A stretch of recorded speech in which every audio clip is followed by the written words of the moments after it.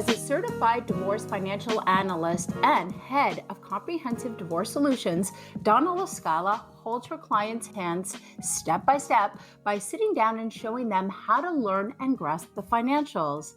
That is why Donna was recently named as the top leader by the Long Island Business News and the recipient of the Purple Pump Award for mentoring young college women entering the business world by the Women Professional Services. Donna, congratulations and welcome. Thank you so much. It's a pleasure to be on the show today. Well, what an honor to have you, and wonderful accolades, and well-deserved as well. Thank you so much. You have extensive experience working with clients who are the victims of financial abuse. And as you and I have discussed, October is Domestic Violence Awareness Month. Yes, absolutely. And one of the things that we talked about is the fact that the court system is really not set up and well suited to handle the verbal and emotional abuse and the financial abuse that goes on in marriages. They're very well equipped to deal with physical violence, and there are many things in place to handle that. But when it comes to the more insidious types of abuse, they really are not set up to handle that, and it really comes out a lot of times in the area of the finances. And it's something that I have seen and continue to see when I work with people that are getting divorced, especially women. How can verbal and emotional abuse impact somebody from making proper financial decisions? Well, as I said, it's a very insidious type of abuse, and verbal abuse really attacks the self-esteem and attacks somebody's ability to feel good about themselves handling something that may not be their natural thing. Some people are money people, some people are math people, some people are not. And a lot of times in a marriage, when things are evenly split and things are all going well, one person might say, that's really not my area of expertise. Sweetie, you handle that. That's great. And sometimes when a marriage breaks down and a woman will come to me and say, my husband handles all the finances. I really don't know the first thing about it, but I was okay with it because it's not my area of expertise. That's one thing. But when a woman comes to me in absolute tears and abject fear, because she has no idea what is facing her, because she's never had to deal with it, and she's been told all of her life, this is just beyond you. You're not smart enough. You're not capable. And you can, fill in the blank with any words you choose. You're not the person that can handle this. They start to believe it, and they are so frozen in fear that they can't even take the step to move forward to think about balancing a checkbook or paying bills online or any of the things that are normal functions of a person in everyday life that they're going to have to deal with on their own. So it really starts to erode their confidence and their ability to make decisions when talking about equitable distribution of assets, because they don't even have any idea what they have or what they're entitled to. Yeah, and you touched upon a word that is so important, fear. And fear is the enemy of making these wise financial decisions, which is such an important piece of the divorce process. So what tips can you share to shift somebody from that negative, scared thought process to a more upbeat, optimistic, and confident so they can make the right decisions? Well, the first thing I try to tell people that I'm dealing with and women that I'm dealing with is, number one, forgive yourself. Because you've gone into this situation, you didn't do this to yourself on purpose, and here you are, and that's okay. Just forgive yourself. Let's move forward. The second thing is, it's never too late to learn. And you and I have talked about the gray divorce and about, people that are getting divorced in their 50s and 60s and later and have never handled the finances. It's never too late to learn. You can learn because this is not rocket science. The other good thing is There are a lot of tools that are available now that you can use in order to help you manage your finances, online tools. And you can go to your local library and learn how to use your iPhone and how to use the apps and how to use a computer and an Excel spreadsheet in order to manage your finances. The other thing is, if you break it down into manageable pieces, it's much easier to deal with. Take one thing at a time. But also important, hire a professional team. Because when you have someone holding your hand and saying, okay, let me explain this to you, let's take this one step at a time, it's really easier to deal with when someone's there with you, when you have the confidence of someone else saying, look, I got your back. I'm going to be here for you. I'm going to help you through this.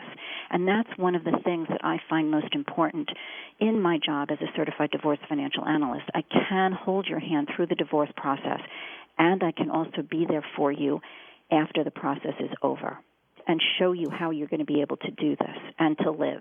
And as you always say, survive and thrive, because it is possible.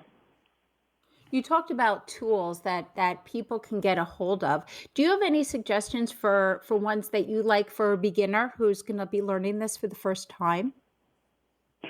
Well, honestly, there are so many things online.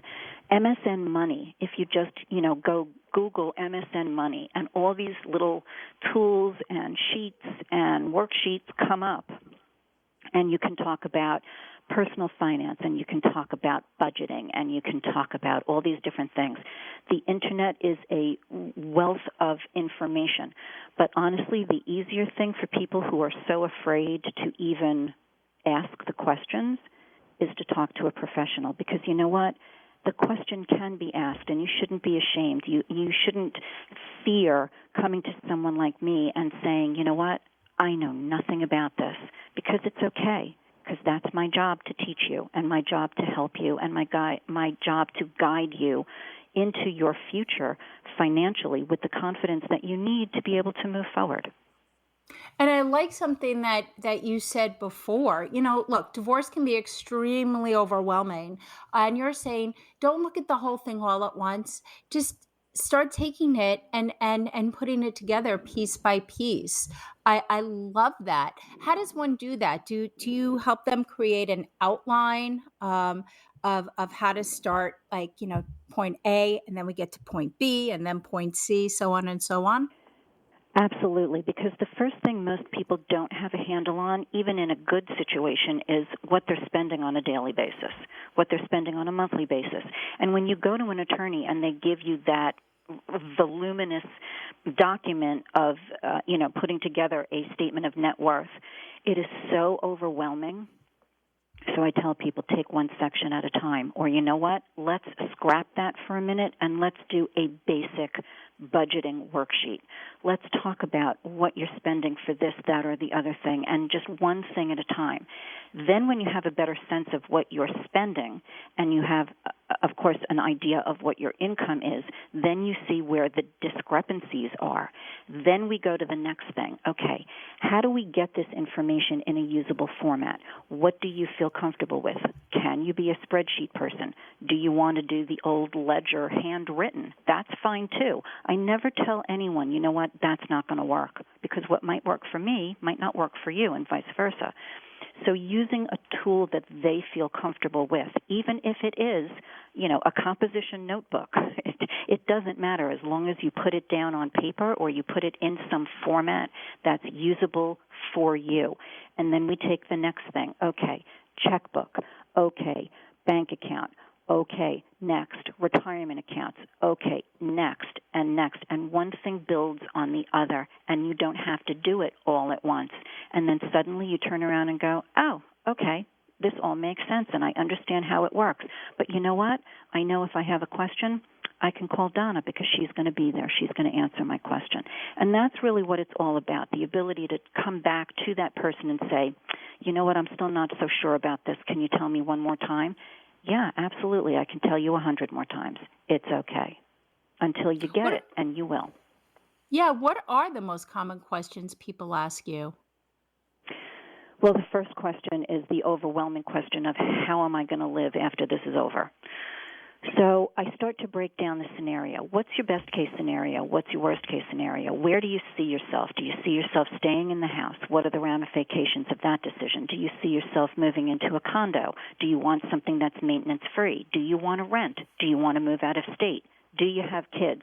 All of those things that involve the decision-making process that lead you to the end result of, okay, this is where I'm going to be for the next 5 years, let's say. And that's the other thing about it. I always say to people, what you decide today doesn't necessarily mean it's going to be for the rest of your life. So if you want to rent now, that's great. Let's just say you're going to rent for a year until the dust settles, and then you can figure out what you're going to do. You don't have to make a major decision now. You can change it in a year, and it's going to be okay. And then they start asking me, well, I don't even know what I'm entitled to. So that's a whole nother conversation. Okay, so when we break down the assets, this is the way it works. Marital, premarital, joint, retirement accounts, 401k, 403b, all of those kinds of things. I explain to them what all of that means, what they have, what they don't have, how it works, what the tax ramifications are. There's a lot of that goes into it as well. So they start to get a sense of what they have and what it's going to look like after they sign on the dotted line and say, okay, I agree. Yeah, and I'm sure that is such a big thing that you help them with, because most people don't know what they have. Exactly. Well, for people who want to get your phone number and your information, how do we get that to them? 516-218-6919 is my phone number, easiest way to get in touch with me. Donna, I can't thank you so much for making this so easy and teaching people how they can survive and thrive. I really appreciate your time. Thank you so much, Ilyssa, for bringing all of this information to people. Don't go away. We'll be right back.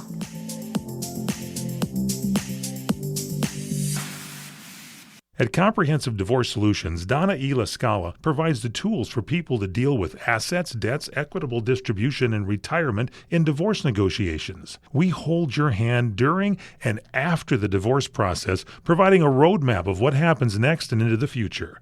Divorce is difficult whether you're initiating it or not. It's fraught with emotion.